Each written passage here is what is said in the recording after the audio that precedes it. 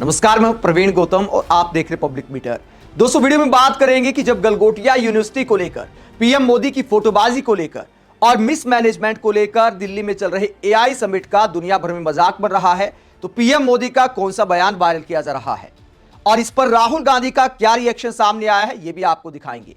PM Modi के इस बयान का पूरा विश्लेषण करेंगे कि इस बयान को पीएम मोदी के गुणगान के तौर पर क्यों वायरल किया जा रहा है और यह अपने आप में कितनी बड़ी मूर्खता है। पहले बात करते हैं हमारे देश की पब्लिक से लेकर विदेशी मेहमान किस तरह आईना दिखा रहे हैं मोदी सरकार को कि क्या ऐसे आयोजन किए जाते हैं। आम आदमी पार्टी के नेता सौरभ भारद्वाज ने यह वीडियो शेयर किया है, जहां एक विदेशी नागरिक कैसे आईना दिखाता है, कितने किलोमीटर आम पब्लिक को पैदल चलना पड़ता है, बहुत सारे रोड ब्लॉक कर रखे हैं, रोका जाता कि आप इधर से नहीं जा सकते, आपको उधर से घूम कर जाना पड़ेगा। रात को अपना काम खत्म करने के बाद एआई समिट में जो बूथ पर काम करते हैं, जिन्होंने अपने बूथ लगाए हैं या फिर आम पब्लिक जो देखने आती है, बंद होने के बाद किस तरह रात को कई कई किलोमीटर पैदल चलना पड़ रहा है, जरा देखिए। Everybody is walking. I met him. Oh, we all have to walk, you know. Why are we walking here? Because the entire road is closed. We can't get an Uber, Ola, Rapido, anything. And then people ask question, why is talent leaving India? These are all white collar people paying 30% tax, walking 1 kilometer so that they can go to an active road to get a vehicle. It's good exercise, right? I've been walking all day. I mean, I was in one of the booths as well, so I'm part of the same course. It was very hectic, to be honest, but Are you based here in Delhi? I'm based out of Bangalore. So you came from Bangalore for this? Yeah. It's pretty surprising that they've not organized this shuttle for everybody. We weren't expecting this, to be honest. It's really unsafe. Location देखना, जो हम दिल्ली को कहाँ पे पहुँचा कर दो दिन। कैब किया, पहले वो चालक ने कैब किया क्या? तीन होता है। I'm honestly just shocked. I thought after the first day that this kind of thing would be over and that people at this event would no longer be treated without consideration. That's all I'll say. I could choose different words, but it feels like everybody is just like their time and their energy and their plans have just been, they're the least important thing in the world. It's extremely disappointing and I'm embarrassed as well.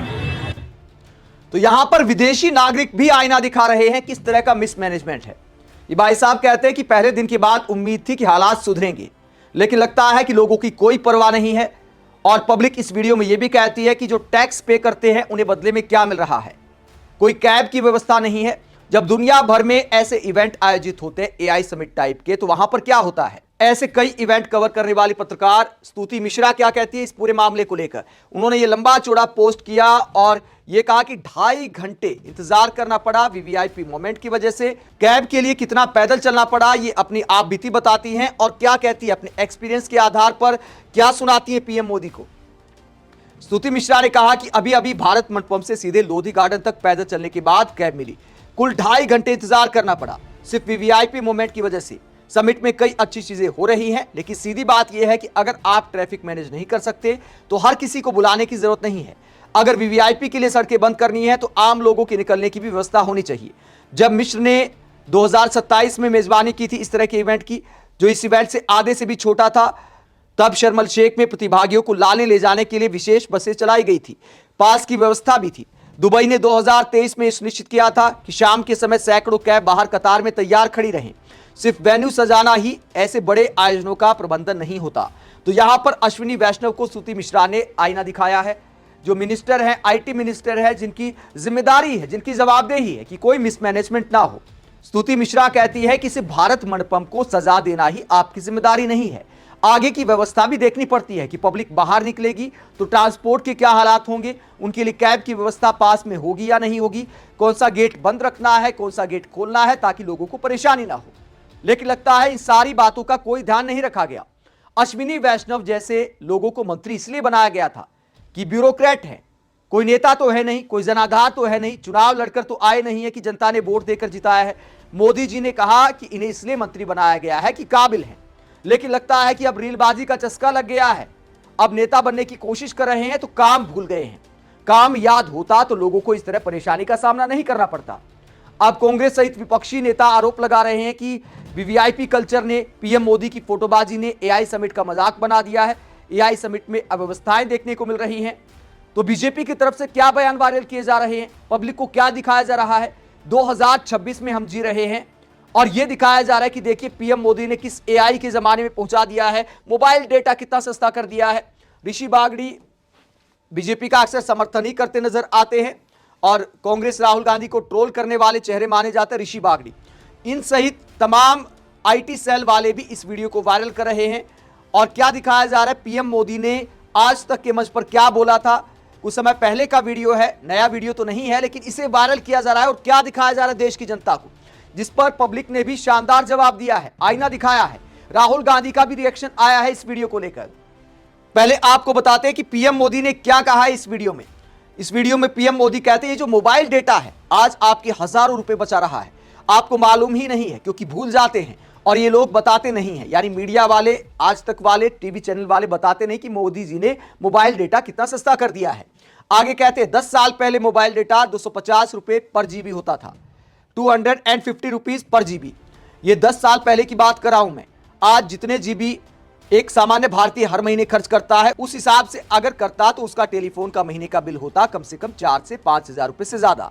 लेकिन अब भारत में mobile data 10 रुपए पर GB के आसपास है, यानी 250 से कम होते होते 10 रुपया। हर महीने आपके मोबाइल बिल में ही 3-3.5 हजार रुपए बच रहे हैं, यानी साल भर का करीब 50 हजार रुपया मोदी आपको देने नहीं आया है, लेकिन मोदी ने ऐसा किया है कि आपके पैसे बच रहे हैं। कभी याद करना मुझे भी। माथे पर हाथ लगाकर पीएम मोदी ने बोला था कि कभी याद करना मुझे भी, मैंने आपके लिए इतना कर दिया है। 3-3.5 हजार रुपया महीने के बच रहे हैं। कितनी बचकाना बातें, कितनी मूर्खतापूर्ण बातें हैं। ऐसे तो मनमोहन सिंह भी गिना देते कि वाजपेयी सरकार में इनकमिंग के भी पैसे लगते थे। तो क्या यह लॉजिकल नजर आता है? मैंने आपके इतने पैसे बचा लिए, अब इनकमिंग के पैसे नहीं लगते। और पीएम मोदी का क्या योगदान है आप बताइए, 1% भी क्या योगदान है? क्या भारत में मोबाइल डेटा सस्ता करने वाली पहली कंपनी का नाम बीएसएनएल था या फिर जियो था? मुकेश अंबानी की जियो जब मार्केट में आई तो मार्केट में छाने के लिए उन्होंने मोबाइल डेटा सस्ता किया। उसके बाद कंपनियों की प्रतिस्पर्धा में मोबाइल डेटा सस्ता होता चला गया। तकनीक की एक यात्रा होती है, साल दर साल नई टेक्नोलॉजी आती है, कुछ दाम बढ़ते हैं, कुछ घटते हैं। मोदी जी का क्या योगदान है? अगर बीएसएनएल ने किया होता तब भी समझ आता, लेकिन पब्लिक को ऐसे मूर्ख बनाया जाता है। और दूसरी बात, एक और पहलू मैं आपको बताता हूं, जो अति गरीब है उसके लिए मोबाइल का खर्चा आपने बढ़ा दिया मोदी जी। बहुत सारे लोग स्मार्टफोन इस्तेमाल नहीं करते इस देश में, ऐसे लोगों की संख्या भी करोड़ों में होगी। तो उन लोगों को मोबाइल डेटा नहीं चाहिए, लेकिन उन्हें लेना पड़ता है। ज्यादातर कंपनियों में करीब 200 रुपए से कम का कोई रिचार्ज नहीं है, आपको लेना पड़ेगा। पहले अपनी मर्जी से पैसे डलवा सकते थे, गरीब आदमी का पैसा बचता था, लेकिन अब महीने का कम से कम 200 रुपए के करीब हर आदमी को देना पड़ेगा अगर मोबाइल इस्तेमाल करना है।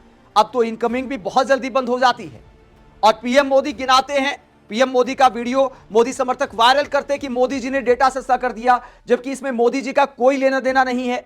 बीएसएनएल के क्या हालात है, जो सरकारी कंपनी है, उसे लेकर पब्लिक सुनाती है कि जब ऋषि बागड़ी जैसे लोग ये वीडियो शेयर करते हैं तो पब्लिक क्या कहती है। क्या भूतिया लॉजिक है, आप समझ सकते हैं क्या कहना चाहते हैं भाई साहब। मैंने शब्द को थोड़ा बदल दिया है। मोबाइल डेटा सिर्फ भारत में नहीं, पूरी दुनिया में महंगा था उस वक्त, और अब हर कहीं सस्ता है, सिर्फ इंडिया में नहीं। इसका मतलब यह नहीं कि मोदी जी ने अमेरिका, ऑस्ट्रेलिया और दुनिया के दूसरे देशों में अब मोबाइल डेटा को सस्ता करा दिया है। तो पब्लिक कहते दुनिया का मामला है, मोदी जी का क्या लेना देना है।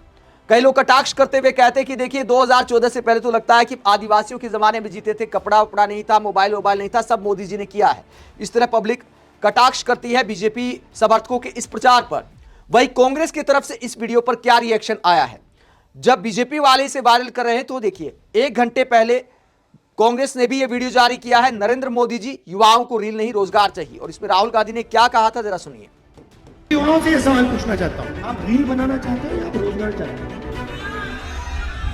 और ये जो नरेंद्र मोदी आपको कह रहे हैं कि आपको मैंने बहुत कम दाम में डेटा दिया, ये पैसा किसको जा रहा है? ये जियो को जा रहा है, रिलायंस को जा रहा है। और ये कर क्यों रहा है मैं आपको बताता हूँ। 24 घंटा रील बनाओ, इंस्टाग्राम देखो, फेसबुक देखो, और जो सच्चे सवाल हैं, रोजगार का सवाल, पेपर लीक का सवाल, शिक्षा का सवाल, यूनिवर्सिटी कॉलेज का सवाल, स्वास्थ्य का सवाल, ये सवाल मत पूछिए। तो कांग्रेस जवाब में राहुल गांधी का यह बयान दिखा रही है, जिसमें उन्होंने पीएम मोदी को कहा है कि असल मुद्दों पर ध्यान लगाइए। सिर्फ डेटा सस्ता होने से, रील बनाने से हर किसी का घर नहीं चलता। माना कि इससे भी रोजगार आया है, लेकिन भारत में एक बहुत बड़ी आबादी है जिसे आटे की चिंता है, डेटा की नहीं। आप इस पूरे मसले को लेकर क्या सोचते हैं? कमेंट बॉक्स में अपनी राय जरूर दें। साथ ही चैनल को सब्सक्राइब भी करें। नमस्कार।